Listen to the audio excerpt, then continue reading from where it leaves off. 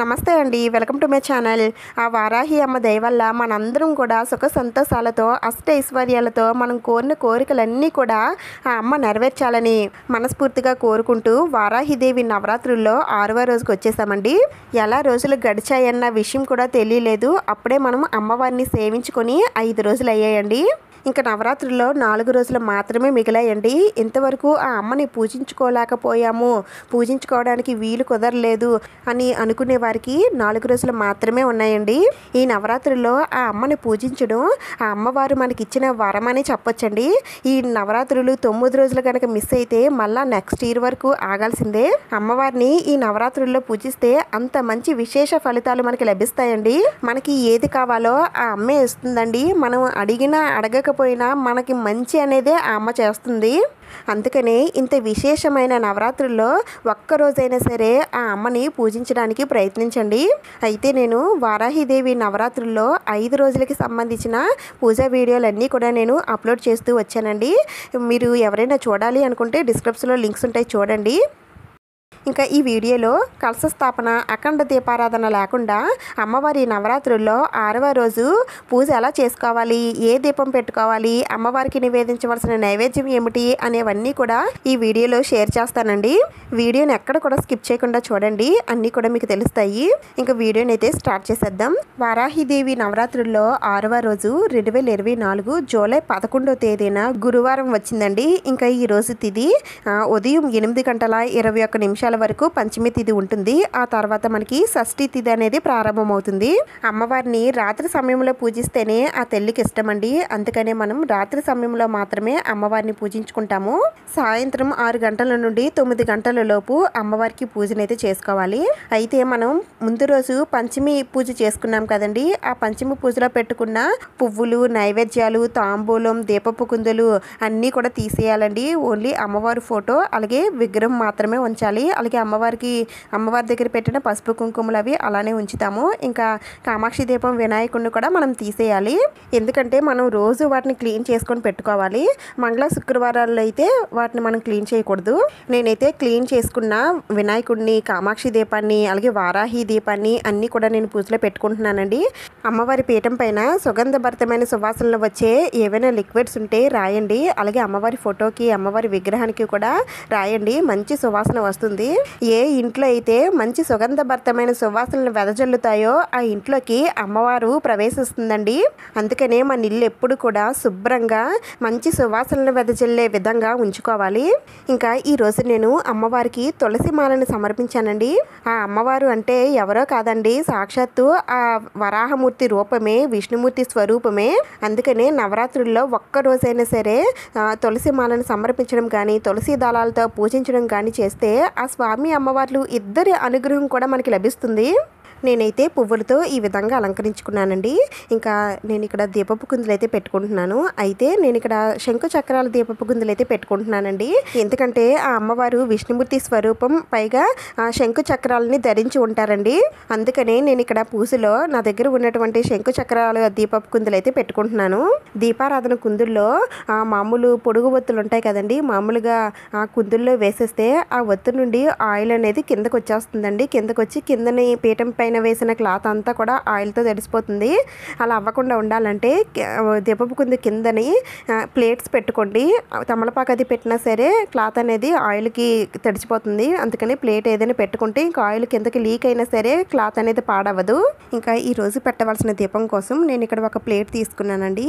ఈ ప్లేట్లో ఒక 3 గుప్పెట్లు బియ్యం అయితే వేసుకోండి. అలాగే బియ్యం మధ్యలో పసుపు కుంకుమలు కూడా ఉంచండి. ఈరోజు నేను బెల్లం దీపారాధన చేస్తున్నానండి. అందుకనే ఇలాంటి ఒక బెల్లం దిమ్మ ఒకటి తెచ్చుకోండి. నేను ఇక్కడ ఒక 1/2 కేజీ బెల్లం అయితే తెచ్చుకున్నాను. ఈ దీపాన్ని స్వర్ణ దీపం అని కూడా అంటారండి. ఈ దీపం అంటే లక్ష్మీదేవి అమ్మవారికి మహాప్రీతి. మనకి ఇలాంటి బెల్లాలు మార్కెట్లో దొరుకుతాయండి. ఇది 1/2 కేజీ దిమ్మ అంటారు దీన్ని. మనకి ఇలా ఈ షేప్లో మనకు వస్తుంది.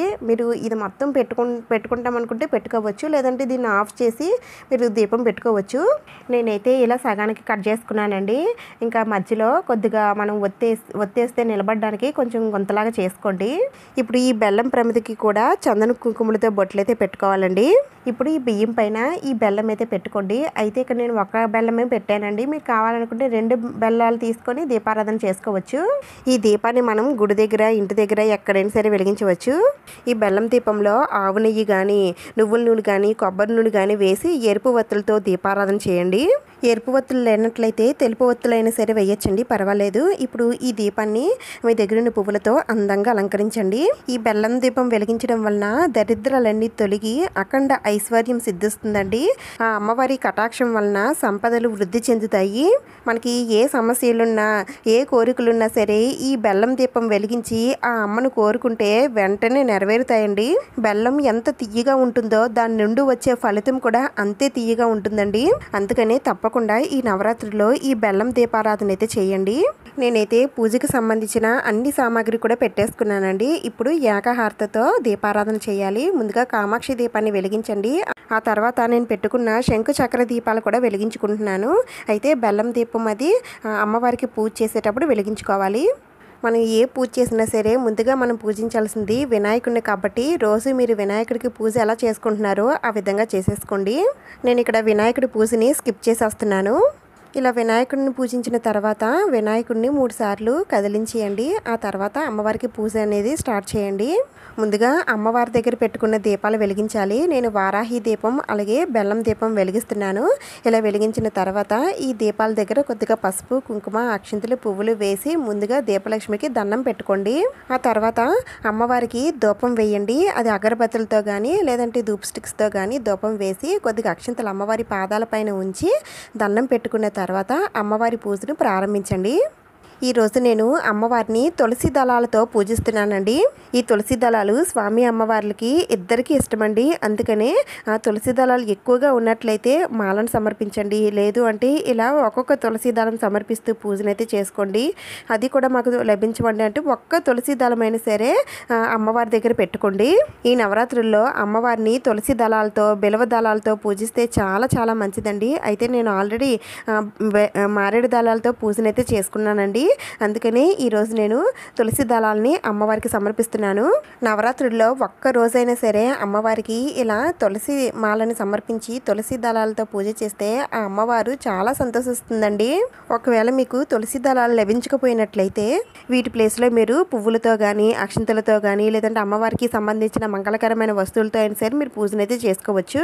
నవరాత్రుల్లో ఈరోజు 6వ రోజు కదండి. ఇంతవరకు పూజలు చేసుకోవడానికి వీలు పడని వారు ఈ 6వ రోజు నుంచి స్టార్ట్ చేయవచ్చు అని అడుగుతున్నారు. మీరు ఎప్పుడైనా సరే స్టార్ట్ చేయొచ్చండి. నవరాత్రులు అన్నీ కూడా మంచి రోజులే. మన ఛానల్ ఫాలో అవుతున్న వారు మన పూజలు చూసి పూజ చేసుకొని వారి పూజా ఫొటోస్ నాకు ఇన్స్టాగ్రామ్కి షేర్ చేస్తున్నారండి. చాలా చాలా బాగా చేసుకుంటున్నారు. ఆ అమ్మను చూడటానికి నాకు 2 కళ్ళు చాలడం లేదండి, అంత బాగా చేసుకుంటున్నారు. చాలా థ్యాంక్ యూ అండి. ఆ అమ్మను చూసే అదృష్టాన్ని నాకు కల్పిస్తున్నారు. మీ పూజా ఫొటోస్ నాకు పంపించాలి అని అనుకుంటే నా ఇన్స్టాగ్రామ్ ఐడికి పంపించండి. అక్కడ కూడా ఫాలో అవ్వండి. లింక్ నేను డిస్క్రిప్షన్లో ఇస్తాను. ఇంకా ఈరోజు అమ్మవారికి నివేదించవలసిన నైవేద్యాలు ఏమిటంటే రోజులానే అమ్మవారికి ఎప్పుడు బెల్లం పానకం అయితే నివేదన చేయాలి. దీంతో పాటుగా అమ్మవారికి మీరు ఏదైనా వండి పెట్టాలని అనుకుంటే నైవేద్యాలు వండి పెట్టండి. అయితే నేను ఈరోజు అమ్మవారికి పాలు మాత్రమే పెట్టానండి. వీటితో పాటుగా మామిడి పళ్ళు కూడా నేను అమ్మవారికి నివేదన చేశాను. ఒకవేళ ఇంట్లో ఏమీ లేవు అని అనుకున్నప్పుడు పాలు కానీ, డ్రై ఫ్రూట్స్ కానీ ఇలా ఏవైనా సరే అమ్మవారికి నైవేద్యంగా నివేదన చేయవచ్చండి. ఇంకా అమ్మవారికి తాంబూలం ఇచ్చి నీరాజనం సమర్పించండి. ఆ తర్వాత కొద్దిగా అక్షింతలు, పువ్వులు తీసుకొని 3 సార్లు ఆత్మ ప్రదక్షిణ చేసి చేతిలో ఉన్న అక్షింతలు అమ్మవారి పాదాల పైన వేసి మగవారైతే సాష్టాంగ నమస్కారం, ఆడవారైతే మోకాల పైన నమస్కారం చేయండి. మీరు ఈ పూజని ఏ సంకల్పంతో చేస్తున్నారో ఆ సంకల్పాన్ని అమ్మవారికి ప్రతిరోజు కూడా గుర్తు చేయండి. మీరు అడిగింది ధర్మబద్ధమే అయితే తప్పకుండా ఆ అమ్మవారు నెరవేరుస్తుందండి. నమ్మకంతో ఆ అమ్మ చెయ్యి పట్టుకున్నవారు ఎప్పుడు కూడా ఆ అమ్మ మనల్ని వదిలిపెట్టదండి. అమ్మవారు చూడటానికి ఉగ్ర రూపం అండి, కానీ మనసు వెన్న అంటే చాలా ప్రశాంతంగా ఉంటారని అర్థం. ఆ అమ్మని ఒక్కసారి పూజిస్తే చాలండి, ప్రతి సంవత్సరం కూడా ఆ అమ్మని పూజించుకోవాలి అని మనసుకి అనిపిస్తుంది. అంతా కూడా ఆ అమ్మ మహిమ. అందుకని తప్పకుండా ప్రతి ఒక్కరు కూడా ఈ నవరాత్రుల్లో ఆ అమ్మని తప్పకుండా పూజించి అమ్మవారి కరుణా కటాక్షాలు పొందండి. ఇంకా పూజలో పెట్టిన బెల్లం దీపం కొండెక్కిన తర్వాత ఈ బెల్లాన్ని ఏం చేయాలి, బియ్యాన్ని ఏం చేయాలి అని మళ్ళీ సందేహం మీకు రావచ్చు.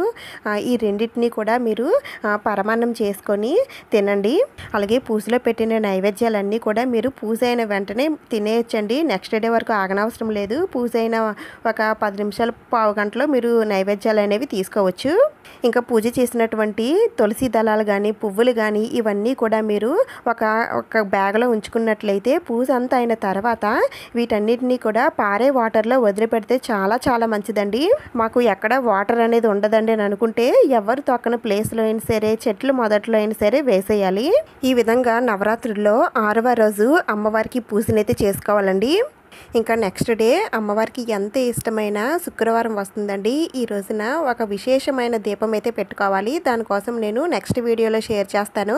ఈ వీడియో మీకు ఉపయోగపడింది, నచ్చింది అని అనిపిస్తే ప్లీజ్ తప్పకుండా లైక్ చేయండి, షేర్ చేయండి, సబ్స్క్రైబ్ చేసుకోండి. ఇంకొక మంచి వీడియోతో మళ్ళీ కలుద్దాం. Thank you for watching.